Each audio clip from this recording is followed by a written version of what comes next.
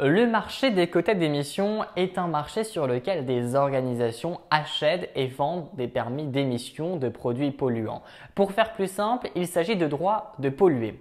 Au sein de l'Union européenne, c'est en 2005 que le système d'échange de quotas d'émissions va voir le jour avec son acronyme SEQE. Il s'agit d'une pièce maîtresse de la politique européenne pour réduire ses émissions de gaz à effet de serre, en sachant que le CO2 constitue plus de 75% de ces émissions. Au total, ce sont 12 000 installations appartenant à 8 000 entreprises qui ont été identifiées et qui sont allouées durant une année d'une quantité maximum d'émissions de gaz à effet de serre. L'ensemble de ces installations représente 45% des émissions totales de l'Union européenne. Alors comment ce marché fonctionne-t-il ? Il faut tout d'abord savoir qu'un quota est égal à 1 tonne de CO2. Certaines entreprises vont émettre moins que le quota qu'elles auront acheté, d'autres vont en émettre plus. Le marché va donc jouer un rôle régulateur et fonctionner à l'offre et à la demande. Explication. Durant l'année 2019, l'entreprise de Michel émet 3 tonnes de CO2 alors qu'on lui a attribué 4 quotas. Il aurait donc pu émettre 4 tonnes de CO2. Devant chez lui, l'entreprise de Martine qui, elle, émet 5 tonnes de CO2 alors qu'elle ne dispose seulement que de 4 quotas. Si nous faisons les comptes, Michel a donc un quota excédentaire. Il va donc pouvoir le vendre à Martine au prix du marché des quotas qui est fixé par la loi de l'offre et de la demande.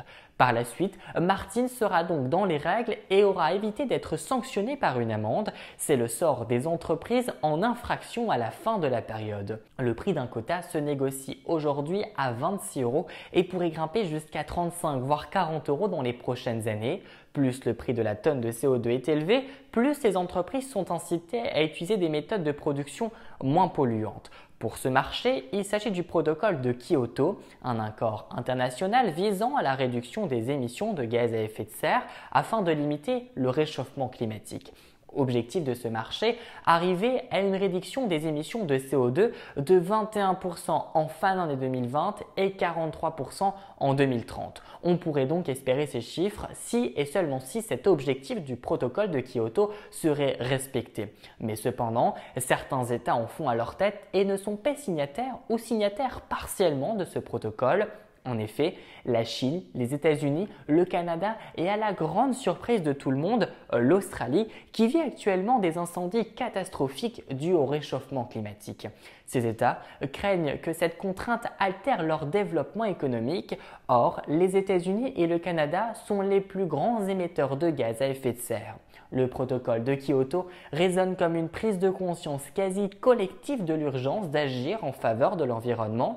Les scientifiques le confirment, le réchauffement climatique pourrait être dramatique. À l'heure actuelle, nous parlons d'une hausse de près de 6 degrés Celsius entre 1990 et 2100, mais d'ici là, il reste encore 80 ans.